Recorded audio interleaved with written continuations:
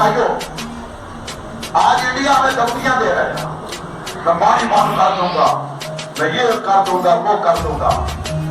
میرے بھائیوں میں کوئی ہوا میں اڑ کے بات نہیں کر رہا، سارا انڈیا الٹا لٹک جائے ہمارا پانی بند نہیں کر سکتا۔ کر لے گا؟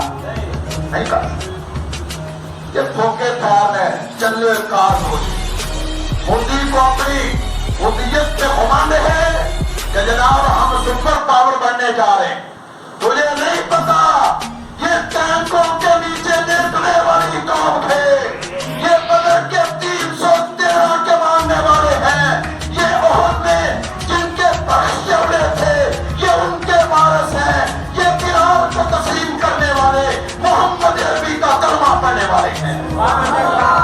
اس مودی کو کیا پتا، یہ گائے کا پیشاب پینے والوں کو کیا پتا، یہ دو قومی نظریے آپ نے پڑھے نہیں، ہمارے علماء نے بیان کیے، ہمارے بڑوں نے دہرائے، علامہ اقبال نے پیش کیے۔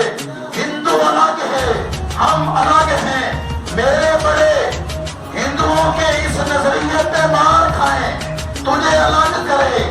آج تو اپنی محبتیں ہندوؤں سے جوڑے، ان کی فلمیں دیکھے، ان کو پیسے پہنچائے، ان نیٹ استعمال کر کے جناب ان کو پاور، ان کو مالی نیاز سے مضبوط کرے۔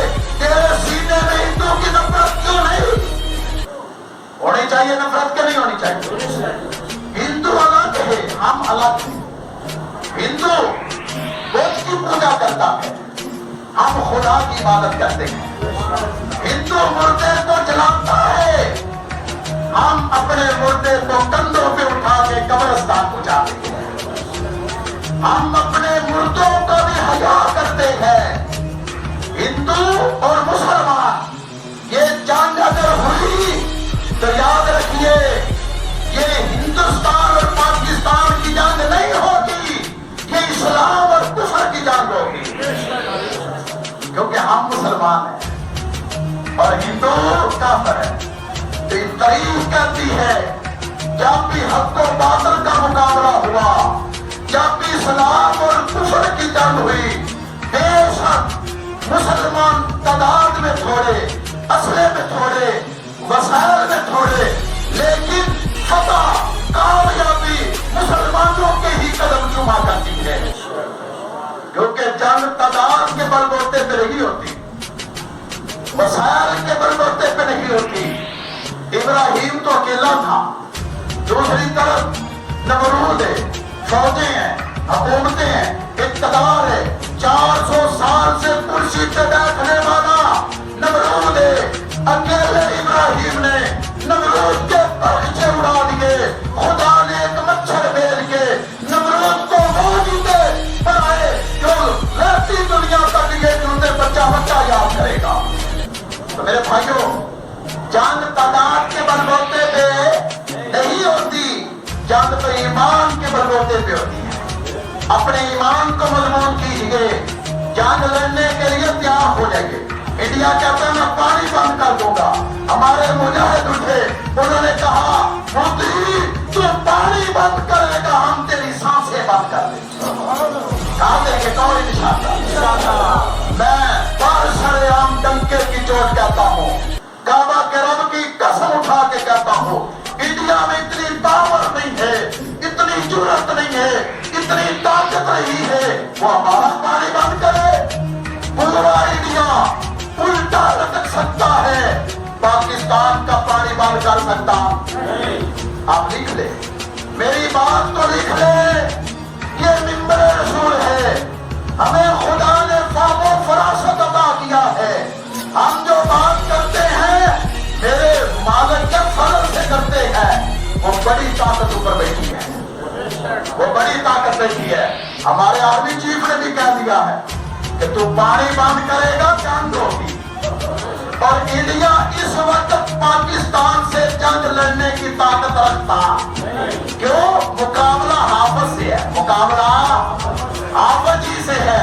یہ پی ٹی آئی، یہ نون لیگ، یہ جناب پیپل پارٹی، یہ جماعتیں اپنی جگہ پہ رہو، یاد رکھو آرمی چیف سے تمہیں لاکھ اختلاف ہوگا لیکن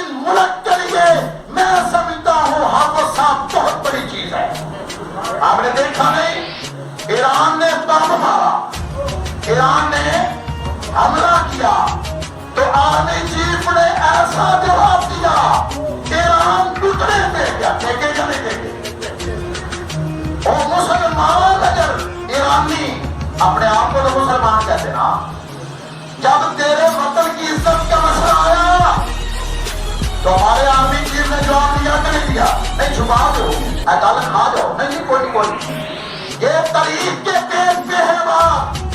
ایران حملہ کرے، منہ کے بل کھائے، افغانستان حملہ کرے، آرمی چیف ان کا بارڈر بند کر کے افغانیوں کو بھی ٹوٹنے کے بل کرا دے۔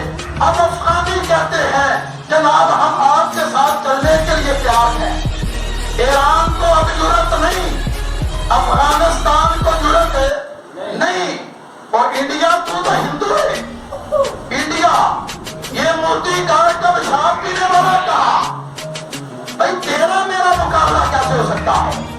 تو گائے کا پیشاب پیتا ہے، تیری اس گائے کو میں نیچے گرا کے چھری چلا کے ذبح کر کے کھا جاتا ہوں۔ کھا جاتے ہو کہ ہم تو تمہاری ماں کو کھا جاتے، کہتے ہیں یہ ہماری ماں کیا یہ ماتا تیری ماں۔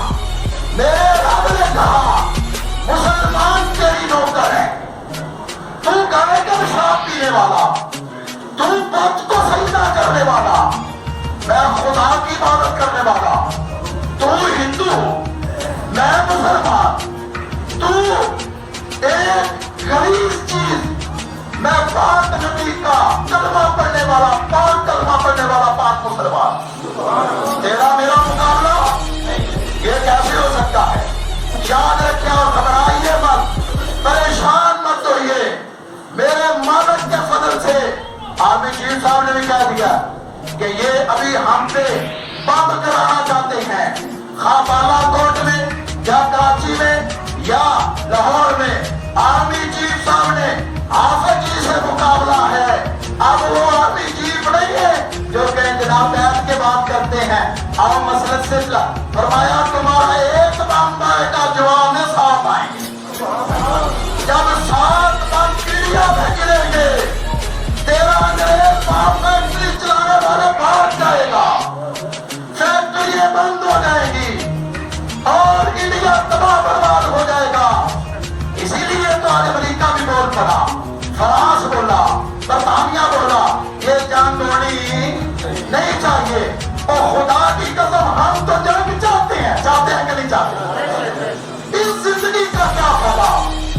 زمیندار وہ پریشان، غریب پریشان۔ یہ انڈیا تو کہتا ہے کہ جناب ہم مالی لحاظ سے بڑے مضبوط ہوتے، نقصان تو لکھا ہے۔